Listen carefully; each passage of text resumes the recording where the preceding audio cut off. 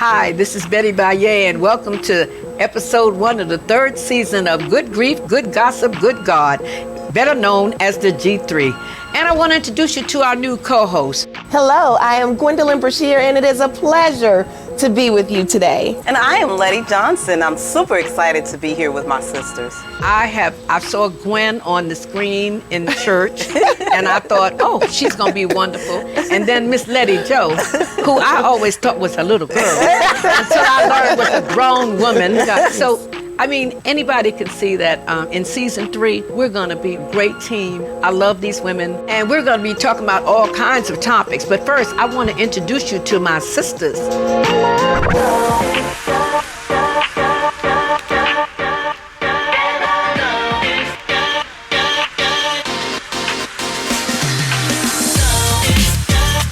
Gwen, tell us about what you're about. Well, Miss Betty, I am happy to tell you what I am all about. First of all, I want to say thank you guys for joining us. We appreciate you so much. We have so many amazing things planned for you.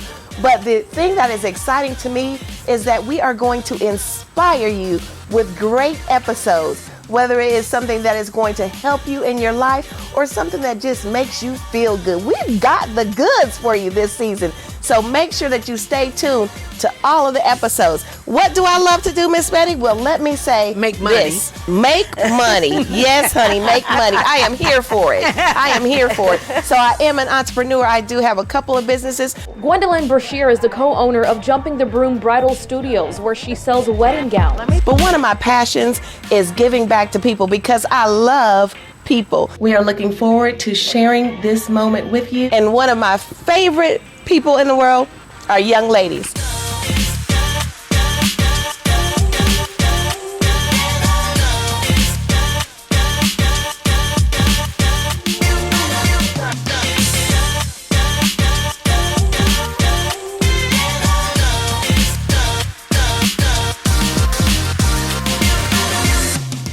So one of my passions is my 501c3 called Girls United, where we mentor young girls, give them all the tools that they need to become great citizens, not just lifting themselves up, but bringing a sister along with them. So that is my passion, along, of course, with my family, my husband and my daughter. I am all over the place. I do a million different things, but there's nothing better than family, there's nothing better than friends, and there's nothing better than my St. Stephen's crew. Sisters with me on today. I'm talking about Miss Gwendolyn Brashear. Thank you so much, everybody, for joining us this morning for the pre-worship experience. We are so happy to have each and every one of you with us. Gwen is at our Hardin County campus. Yes. And you know our bench run deep at St. Stephen.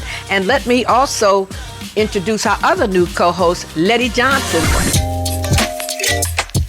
It's such a pleasure to be here with you all. I'm super excited about all of the things that we're going to be talking about, how we're going to learn and grow together. And I think that just kind of leads me into what my passion is. My passion is growth.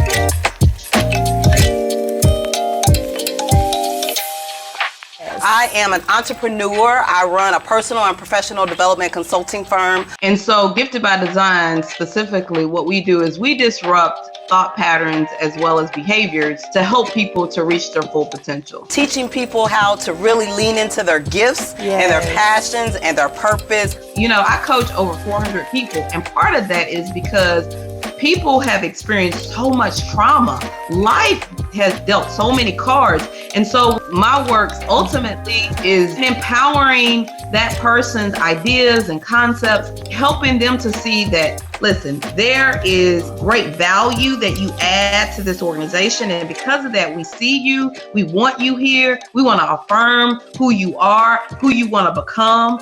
As well as working with organizations, right, in terms of organizational health. So I spend a lot of time working on the front lines of our community. Whether it is investment in terms of dollars, investment in terms of people, investment in terms of events, activities, education, really decide what is going to be the best avenue for you to be able to close the gap. So super excited to always lend my gifts and my talent. You know, my love is I'm from the church. I am a church girl. And so yes, I love I've watched her grow up. So super excited to be able to be here with you all today. Miss Betty, tell us a little bit about you. Well, I think everybody knows me.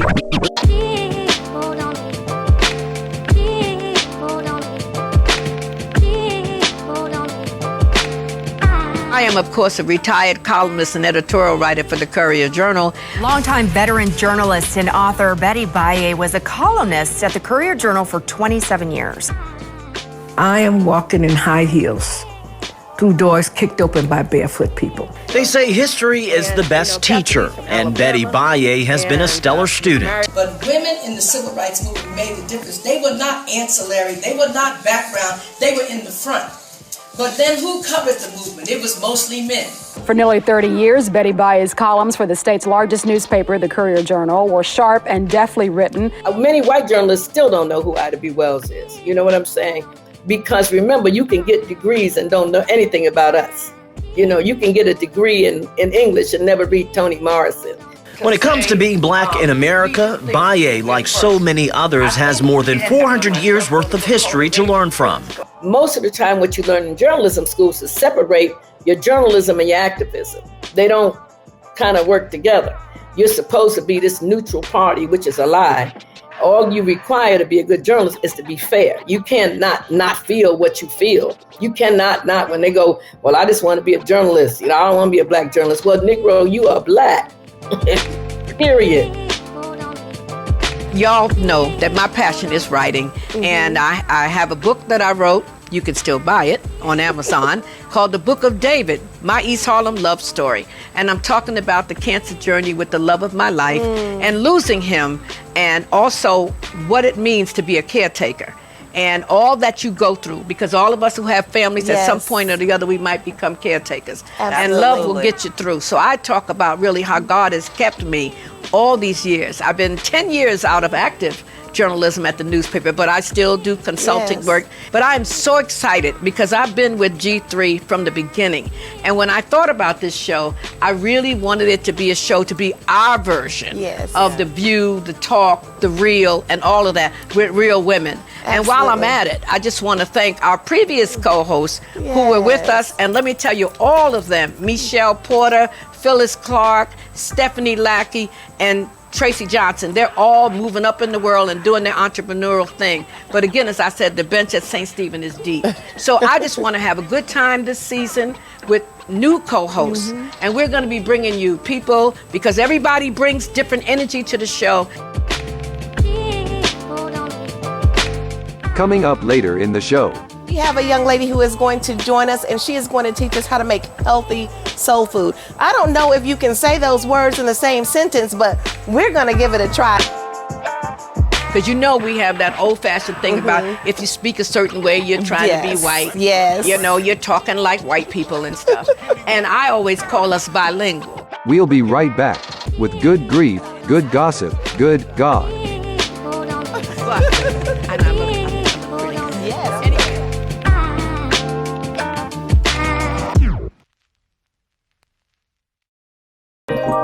We develop leaders, just one of America's historically black colleges and universities. We are Simmons College of Kentucky, Louisville's HBCU. The black community is pregnant with talent. There is talent. We have to locate it, identify it, and then we have to give those persons encouragement, because people tend to rise to the level of our expectations. We have to see every child in every classroom in our community as the potential leader of something great. You're not only developing them as students, you're developing community servants that are going to be the next leaders, that are going to carry that Simmons message. When I became the president of Simmons College in 2005, I knew we had something. You know, you couldn't tell from the outside what we had because we were in a poor, distressed neighborhood with no money and in a dilapidated building. But we had something, we had history. It was the history. It was the history. Like, we, not only just me. Going to Simmons is definitely an experience because of the history that we have here. That teacher, he started just laying the history down on us. And when we heard it, it like really inspired us. Like, we looked at him and the way of us being delivered. Like, that history just was like, whoa. It was like a superhero. He was like a superhero, and he really, really, truly planted that inspiration inside of me to want more. That hunger just really was like, oh my goodness, like, I want to know what he knows, and I want to do what he do.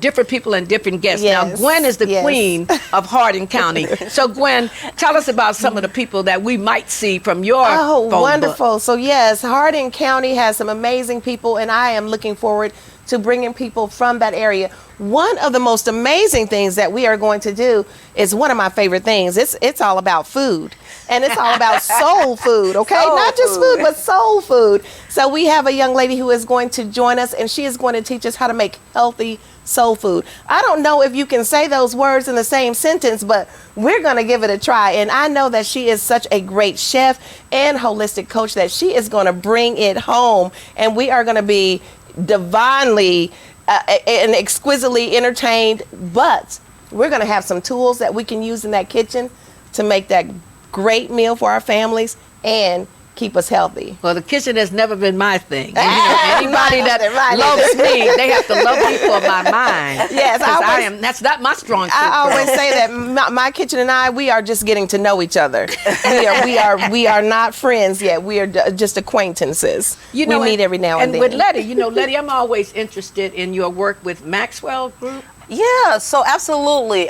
So the John Maxwell Company, he has produced the John Maxwell team. So it's about 40,000 of us that are trainers, speakers, coaches around the world. And what we do is we really lean into our area of expertise and really help to train people around personal and professional development, growth, their gifts, passions, mindset. And it's interesting that you mentioned about our episode around the food, because we're going to be talking about mental health, right? And we're going to be talking about what role the food plays within in context of our mental health, how that really affects our nutrition and our bodies and things like that. So super excited about that upcoming show that we're going to be doing. And you all, for me, today I did something wonderful. I decided I had a doctor's appointment this morning, and when I finished, I went on my little patio in the back, turned on some Paquito de Rivera. Oh my and said, goodness. I am going to read for 2 hours and listen to music. And I think we really do have to learn how to nourish ourselves. That's right. Absolutely. All of us don't necessarily go to the gym, though we probably should. Yes. But the point is that there's a way to physically nourish ourselves, and there's a way to spiritually and psychologically. Yes, I feel like we have just added another show to our shows. The topic is self-care, because we can never get enough self-care, and we can never learn enough about how to do that self-care. And there are so many ways, so many great ways. I'm envious. Yes. Look, when I took the time that I said every day. Now, anybody that knows me knows that music is my thing. I can't sing or any of that, but I love music. And every chapter in my book is the title of a song. Oh my because goodness. music means so much to me, and it's my nourishment. It feeds me. But at the same time, I think that you need to take care of yourself, but you need to also take care of other people. Yes. And I'm at that stage now in my life, and it feels so good when I have the people that I need, that I love to be around me. And if I don't make another friend, I'm good. Well, wait a minute now. We are in that bucket. Well, you're in the bucket, baby. We made that bucket. You are in the bucket. So this Maxwell group, or talking to people about how to speak and how to carry ourselves and how to do that, because we have that old-fashioned thing about if you speak a certain way, you're trying to be white. Yes. You're talking like white people and stuff. And I always call us bilingual, because we got the way we need to talk for TV and the way we talk to each other. Yes, I love it. Today, a baffled lady observed the show where my soul dwells and announced that I'm articulate. Which means that when it comes to enunciation and diction, I don't even think of it because I'm articulate. So when my professor asks a question and my answer is tainted with the connotation of urbanized suggestion, there's no misdirected intention. Pay attention, cause I'm articulate. So when my father asks, what kind of thing is this? My articulate answer never goes amiss. I say, Father, this is the impending problem at hand, and when I'm on the block, I switch it up just because I can. So when my boy says, what's good with you, son? I say, I just fall out with them people, but I done. And sometimes in class, I might pause the intellectual sound and flow to ask, yo, why these books never be about my peoples? Yes, I have decided to treat all three of my languages as equal because I'm articulate. You have to know your communication style, right? Okay. You have to know who you are. And a part of that is really doing the work, right? What we classify as doing the work. When you talked about that self-care, you also need soul care, right? And so really that spiritual, right?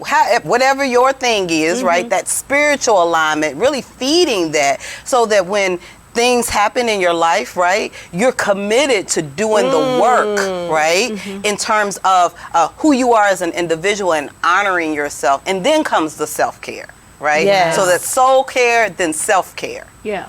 I agree with that. I think that in one of my positions as a risk manager, that's one of the things I like to do is encourage people to make sure that they understand that the best thing that they can actually truly invest in is themselves. And if you are taking care of yourself and you are doing good by yourself, then everything else it might not fall into place just like you like it, but it's more likely to fall in place like you like it. You just have to keep working at it. But without taking care of yourself, you cannot take care of anything or anyone else. So that is so important. And the work never stops. Never stops. I was talking to a group of 50-year-olds, and for me, they are young enough to be my children, but and I think I look pretty. Yes. Anyway, but my point is that I said to them about turning 50, because they're talking about turning 50, and one of the things I said is, you all are talking about your best life. Let's be clear. This is your only life. This is your only life. That's good. You know what I'm saying? And as I look back, I am so glad. Like I told somebody the other day, I am so glad that I went to Egypt. I am so glad that I went to Paris and Barcelona and to Africa. To Egypt isn't Africa, but to Ghana. Because at this point in my life, I don't think I could walk through all those pyramids like I did back then. So all this putting off what you want to do, like you got forever, is not necessarily so. Right, absolutely. And I think, one of the reasons why I invested in the John Maxwell team as a tool, right, to really close the gaps within the context of our community, right, to help people to understand that life is so much more than what we really know, right? And so in order to really grow yourself, you got to know yourself. What is it that you like? What is it that you believe in? What is your faith? What is it that you really are passionate about? How can you make a difference? But you first have to make a difference in your own life before you can go into someone else's life. That is so good. So, ladies, can I tell you all something? Tell us, baby. I have some good gossip. Uh-oh. Yes, I do. I have some good gossip. Would you like to hear it? I'd like to hear it. Well, so my good gossip is this. So it's also kind of a good business policy as well. Okay. So do not be in the business of condemnation Be in the business of loving yourself and others. Be in the business of healing yourself and others. Be in the business of compassion. Be in the business of sharing a kind word or a smile. Be in the business of lifting others up as you lift yourself up. And you know what you get? You get the best business of all, and that is nourishment for your soul. That's the good gossip. And we always need a good gossip. A And good that was word. the good That was a gossip. good word. That was a good word. A good Okay. word. That is a sermon right there. Okay. That is the book of Gwendolyn. The book of Okay. Gwendolyn. The book of Gwendolyn, chapter 1, verse 25. Okay. Shall we Write it read? down. And that's why I love Proverbs, because Proverbs make so much sense. Because Yes. you know, you just go, that makes sense. And what we want to always do on our show is to make sense.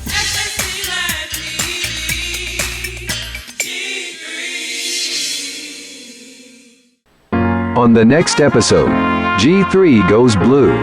We wear the color blue because we stand in solidarity against slavery and human trafficking. Information that could save you and your loved ones. Kentucky is ranked 9th in the nation in terms of human trafficking cases. G3 special guest is Miss Bonnie Wheeler. Hopefully one day we can put an end to this atrocity. Don't miss the next episode of Good Grief, Good Gossip, Good God. Only on SSC Live TV.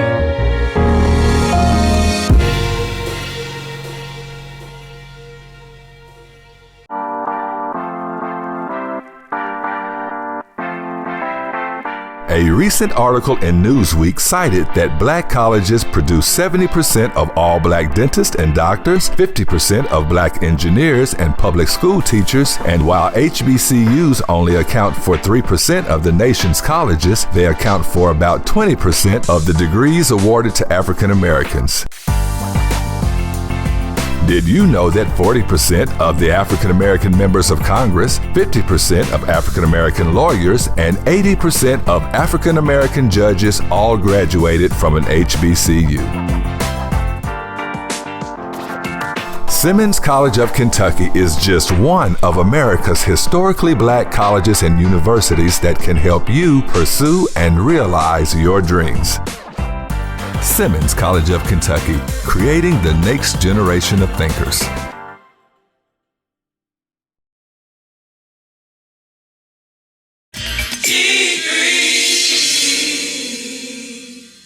To have 3 seasons where St. Stephen has developed this whole TV network in the midst of a pandemic. In the midst of a giving ourselves a new audience, and like they use that word, pivot.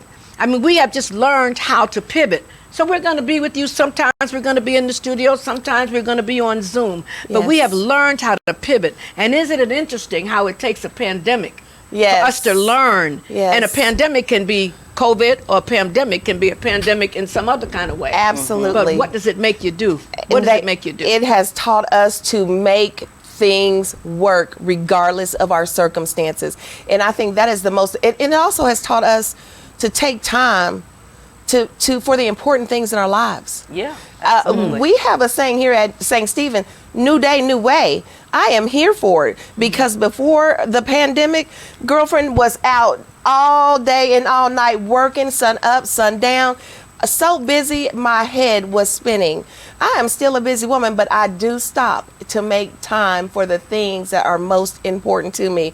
It's a new day, a new way. We learned that pivot from that COVID, but we're going to keep that thing rolling because it is too important to us to let it go now. Right? And what about this? How our church has grown. Yeah, we're reaching more absolutely. people Across the world. Yes. Across the world. Across the world. Across But the what world. about, when you pivot in your life, sometimes God gives you a pivot. I think to make you stronger. Resilience. So, and I keep telling people, do not be afraid of failure, because yes. what is the absolutely. failure is not to try. Yes. And failure is really, failure over and over again is how you get to success, right? And so we really have to put that into context, that what does success mean to you and for you, and what does it mean to really attempt, right, those challenges or those hard tasks, and really learn how to become more resilient in the process. It's all about teachable moments. It's a teachable moment when you're successful, but it's definitely a teachable moment when it doesn't go as you thought it would go. And it's so important to be in a posture of reflection in order to understand that sometimes we win, absolutely, and we cheer for those wins, but sometimes we learn too. And this life is about growing and really challenging ourselves to become our best selves so that we can really help someone else, right? Multiplying significance. And you realize that when you think about what your passion is and what God gives us all of these emotions and he gives us choices to make. And then he lets us make mistakes and then he forgives us and then we get back up again and we keep doing it. But life, you know, there's a song used to be, life is but a dream, is what you make it. And the other thing I've learned is that you really never know when somebody's watching you. I remember a sermon a long time ago that the Reverend Leon Sullivan gave, and he said, carry yourself in a certain way because you don't know who's looking up to you. We never know. We never know. No. So I'm saying that as someone who's been in the public eye for some time, I just know that I want to be something that will make my parents proud. Yes. Absolutely. And so all of us on this show, in one way or another, we don't know where this show is going to go, where in the world it's going to be, and we don't know who will recognize us when we're on the street. The question is, are we going to be the same people? Yes. That they see here on the screen? Yes. Or when they see us on the street? Absolutely. Yeah. Yes. You have to be consistent. And you know what? This social media thing, I mean, Letty. Okay. You know, social media. You know, you used to be able to do stuff and you could be a little clandestine. Yes. But now everything is on the social media. It's accountability. It requires, it requires a a different good kind of word. etiquette. I mean, what do we do with all this social media? Because I'm like, okay, I'm still doing emails and stuff. I you know, this Twitter, tweeting, and twerking, and whatever. It's a lot. Letty, what about the social media, baby? What is the protocol for being on social media? Well, social media is that, you know, you show up how you want to show up in real life, right? That's always been my philosophy, is that, you know, the way I am on social media is how you're going to encounter me on the street and how you're going to encounter me at the church or wherever it is that when I'm teaching, right? I always want to represent my relationship with Christ first, right? And I talk about my 5 F's. My 5 F's start with my faith, right?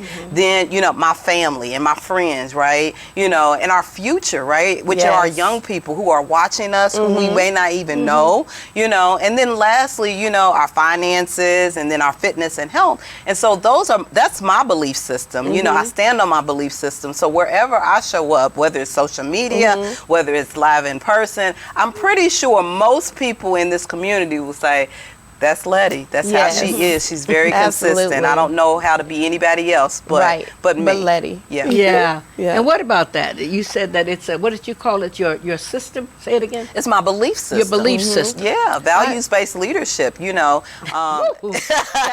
As you begin the next chapter of your lives, and my first question is, who are you going to be? And if you'll notice, I'm not asking what are you going to do, but who are you going to be? I'm asking you about how you plan to live your life every day. How are you going to respond when you don't get that job you had your heart set on? For all of you who are going to be teachers, what are you going to do if the students in your class next year just don't respond to your lessons? For all of you going into business, how will you react when your boss gives you a goal that feels way too high? See, these are the moments that define us. Not the day you get the promotion, not the day you win Teacher of the Year, but the times that force you to claw and scratch and fight just to get through the day. The moments when you get knocked down and you're wondering whether it's even worth it to get back up.